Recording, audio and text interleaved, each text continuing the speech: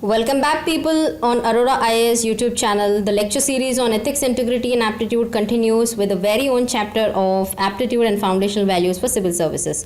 So, what's the basic definition of an aptitude? It is the competency to do a certain kind of a work, which is also called the talent. We usually say that he is talented in singing. He has this talent of writing poems or writing lengthy articles in the Hindu columns. He has the aptitude of solving questions in no time. So all of these things are nothing but an aptitude. It is in combination to your right kind of an approach towards life, which is also called attitude. A favoring condition with the aptitude always leads to altitude. Altitude in the sense, alti means height. So heights in your progress in the life will obviously attained with the right kind of an aptitude. Now let's understand through some examples. Now aptitude is nothing but it can be mental as well as physical. Like a physical aptitude is in the sense like Usain Bolt, who is the fastest runner on this earth. So he has these long legs which enable him to run through long distances. Another example in the sports category itself, you can see the Muralidharan, who is a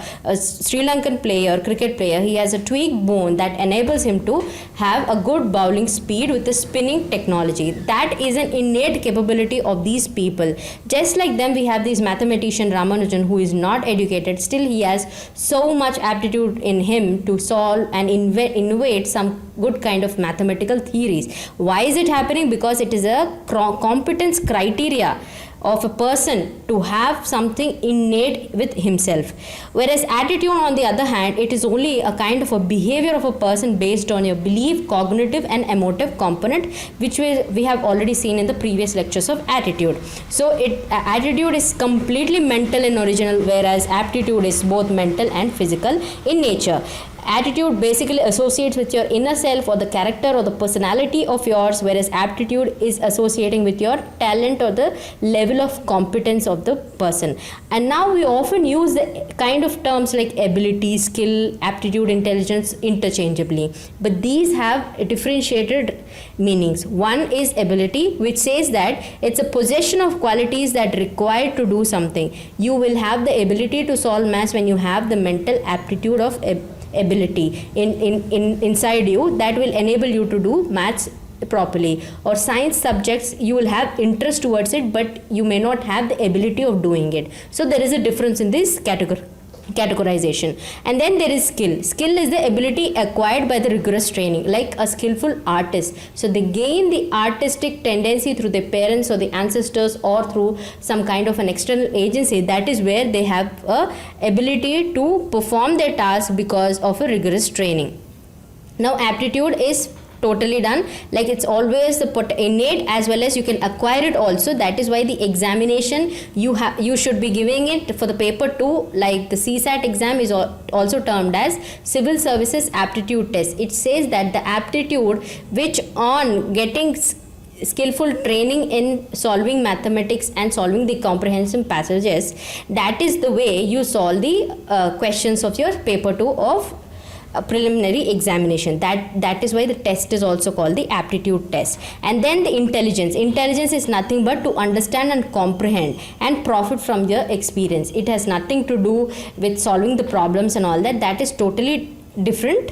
And now you understand through this slide, right? So these are the basic differences between all of them. The basic understanding here for your knowledge purpose is only I've given that ability, skill, aptitude and intelligence. Apart from it, what you actually need to understand is aptitude and attitude is totally a different genre, and the both have a differentiated meaning in this the chapter of aptitude. So the next we go for the basic definition. The series, if you consider all these series which I'm going through, telling you all the things, basically we begin with the basic definition of the contents of the chapter name itself. If you understand it thoroughly, the half of your work is done, because understanding that will only fetch you good marks. Otherwise you end up cooking up stories or writing a copy paste material from somewhere and jotting down on your paper, which will end up in a big mess thing. So the foundational values, let's come to the foundational values of civil services. What are these foundational values? Foundation is a core. Just for a building, the foundation structure is really important to construct 32, 34 or many pillars of buildings, many pillars of floors, right? So that the same way, foundational values for civil services also lays down some standards that will help in evaluating the things, that it will have the responsibilities laid on the person who is the public servant to make a decision in a right way and implement the policy. It will have the professionalism, responsiveness, impartiality also included in it. It will work for a larger interest of the society. At the end of the day, you have to deliver the public machinery in a proper and efficient and effective way. That is the idea of the civil services, right? Bureaucracy itself. So these foundation values will help you achieve that for a greater public interest and maximize your public welfare. Your public trust will be reflected in the kinds of values and the work you show up in the administration. And the merit without ethic will not ensure good governance. Like you have seen the 2G scams which have ran into the Commonwealth Games scams, Nazi regime. All these worldwide examples as well as the local national examples also prove that without the values in the civil services, these scams do occur. It will reoccur and it will try to deteriorate the kind of trust you have with the people. And then we have this learned and upgraded through the training and capacity building. The foundation values can be learned also. Although you don't possess the integrity component in you, but somewhat training through role modeling or many other techniques which you have already seen, you can strengthen your integrity principles towards becoming a better citizen. In fact, a public servant with a good governance structure. And then we have the adult franchise and electoral democracy provides an enabling environment to have a democratic governance is what the fundamental values of civil services ensure. The quality of people you must have not only require the skills of knowledge, but it should have the right values to commit also. That is why ethics in public administration forms the most important and the core value of total administration as such. Without ethics in public governance, howsoever you bring out any kind of legislation, would not be effective. Now there are some constitutional values where we derive these foundational values of civil services from. It's because of sovereignty. You elect the representatives to govern them in the best possible way. Socialism of ownership of all the means of production. Secularism is nothing but state should not discriminate negatively or positively any of the religion. Democracy is you are the people, ruled by the people. Then we have the republic, which says that supreme power lies with the body of citizens. Then justice and equality is evident itself from the word itself, so I will not emphasize more. Let's go into something productive of the PDF. So these are the basic constitutional values where we derive the foundational values. These form the core structure from where these foundational values have derived their value from. Next comes the objectives of the Indian civil services. The objective of Indian civil services is that for a national unity and integrity, to maintain the uniform standards of the administration all over the India, you have the same rules and regulations. It doesn't vary for the person, or it doesn't vary just because he is of a different state, he is from a northeast place or a northern region or the hilly states. It doesn't differ. It is the same standard of competence, efficiency and professionalism is what they purely based on merit is what is attracting the best and the brightest candidature to these services. And then maintaining integrity and idealism throughout the career. You have to be realistic into your idealism. You cannot go into the extremes, nor you cannot concentrate on meager opportunities. So that is where the maintaining integrity and idealism comes into role. And there is always the neutrality and objectivity, where it says that you have to be secular, you have to be non-political, non-sectarian outlook. Like you have to be disowning all the religious things. You have to see only with a humanistic approach. Look out for the human as a center goal of your service delivery. And then we have various acts and legislations where the civil services get these foundational values. In fact, through these legislations only, we try to impose certain kinds of value systems into these civil servants is through Article 309, which regulates the recruitment and conditions of service of persons. Then Article 312, it always says that creating one or more all India services. and All India Services Act 1951, Civil Services Conduct Rules of 1964, which says that to perform a duty with full devotion, the task assigned in a set time framework with discharging the duty in a very courteous manner. And then comes the Code of Ethics, is a very important, we'll subsequently deal with it also in 1997, the first initiative. It says, according a brief discussion on it, just because it is an only introduction slide to the actual chapter.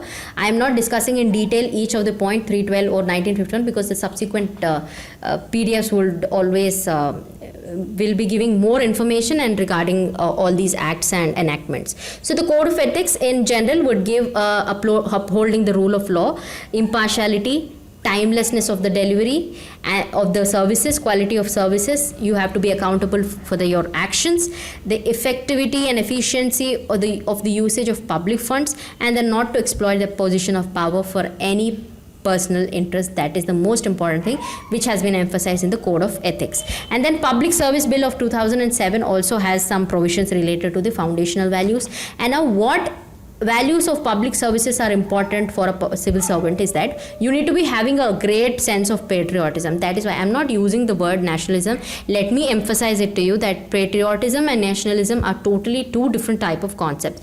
Patriotism is a sense of devotion to your country, love for your country through paying your taxes, abiding the rules and regulations of the law of the land. Whereas nationalism is a wider, when the patriotism goes through extreme extent of comparing your country with the other country, that is where nationalism comes, and nationalism is actually a negation concept of patriotism. So don't use the nationalism concept as such in your essays or any other answers. Use patriotism as the right word to show up for the devotion and love towards your country. Then uphold the national pride with allegiance to the constitution and the law of nation, with objectivity, impartiality, honesty, diligence, courtesy, transparency, maintaining the absolute integrity. And what are all these values about? We'll be dealing with in the subsequent sessions. And now the Public Service Code. It says a code has been given for the public servant. It says you have to be competent enough and accountable. You have to take care of your subjects, be diligent at your work, be responsible, honest, objectivity, impartiality, efficiently manage and have a professional growth through the leadership development, and do not misuse the official position for your kith and kin, or using the public money for your own personal interest is out of the bound for the civil servants. Then it also says that function with respect to the objective is that public services and the servants are to serve as instruments. You are an instrument, like a mediators between the actual dispersal of the funds to the right end of the people who are in need of it. And you foster the social economic development without any kind of social discrimination, because the diversity of the Indian like country has got many issues regarding the culture, the traditions, the kind of setup we have through the customs, and you have to actually make things work out in the same sphere, because the rules and regulations are equal for everyone. That is where you have to work on. So this is why it says that socio-economic development, you have to have it without any discrimination. And then comes the last point in this. We are actually dealing with the Public Services Code, right? So the last point in the Public Services Code is that prepare the services of code for ethics to guide the public service employees as well.